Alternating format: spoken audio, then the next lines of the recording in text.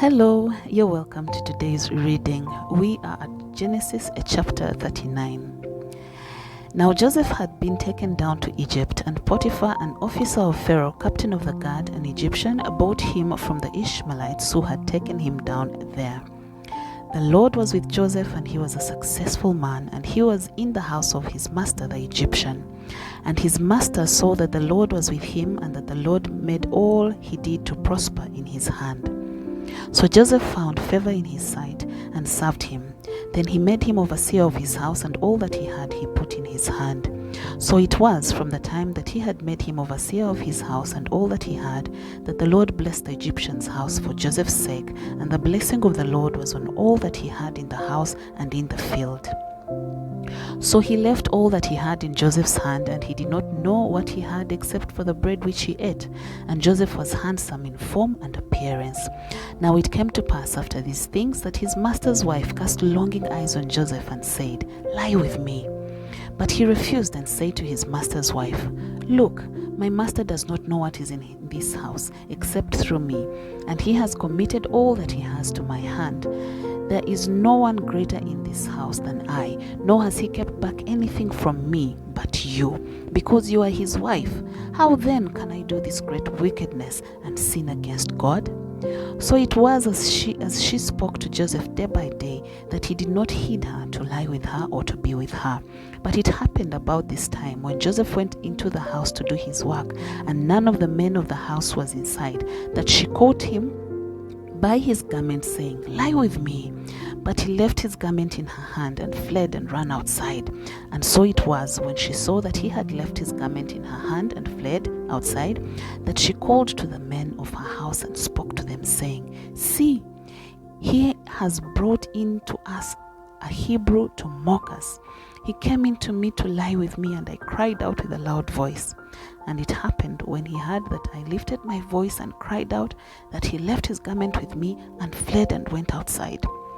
So she kept his garment with her until his master came home. Then she spoke to him with words like this, saying, "The Hebrew servant whom you brought to us came in to me and to mock me. So it happened, as I lifted my voice and cried out, that he left his garment with me and fled outside."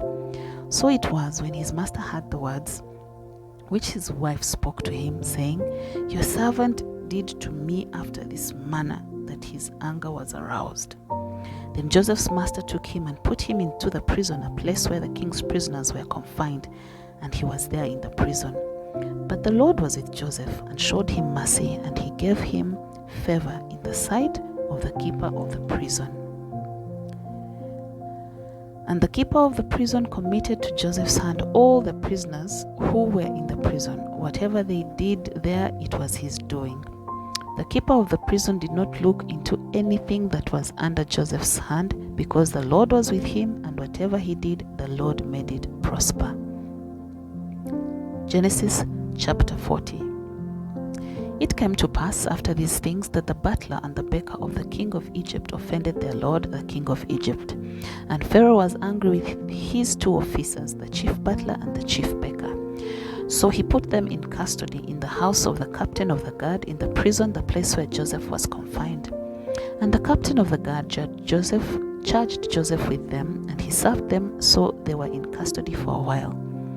Then the butler and the baker of the king of Egypt, who were confined in the prison, dreamt a dream, both of them, each man's dream in one night, and each man's dream with his own interpretation.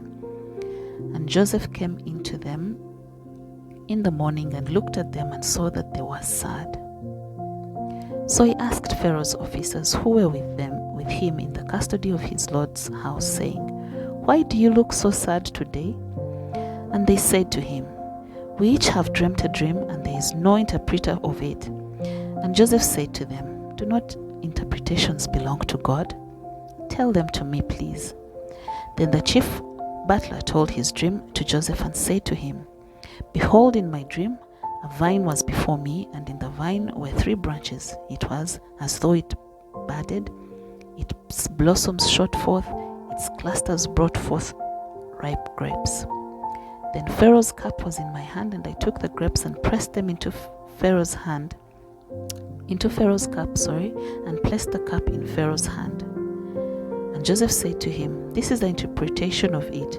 The 3 branches are 3 days. Now within 3 days, Pharaoh will lift up your head and restore you to your place.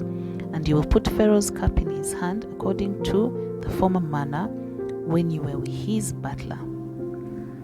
But remember me when it is well with you, and please show kindness to me. Make mention of me to Pharaoh, and get me out of this house.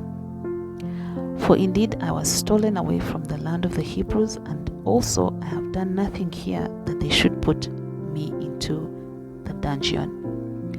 When the chief baker saw that the interpretation was good, he said to Joseph, "I also was in my dream, and there I had 3 white baskets on my head. In the uppermost basket there were all kinds of baked goods for Pharaoh, and the birds ate them out of the basket on my head." So Joseph answered and said, "This is the interpretation of it. The 3 baskets are 3 days. Within 3 days, Pharaoh will lift off your head from you and hang you on a tree, and the birds will eat your flesh from you."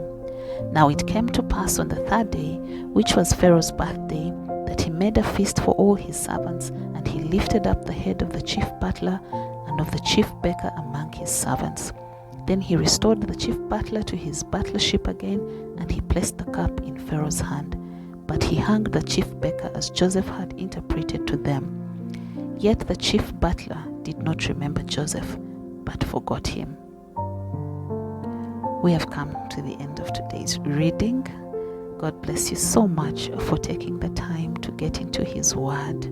By it you will be nourished, by it you will be spiritually revitalized, and God will indeed bless you for giving Him this time. As always, please like, share, comment, let us know how your journey is going, and subscribe so that many more people can see these videos and be blessed by them and join in on this journey through the Bible. God bless you so much. Till the next one. Shalom.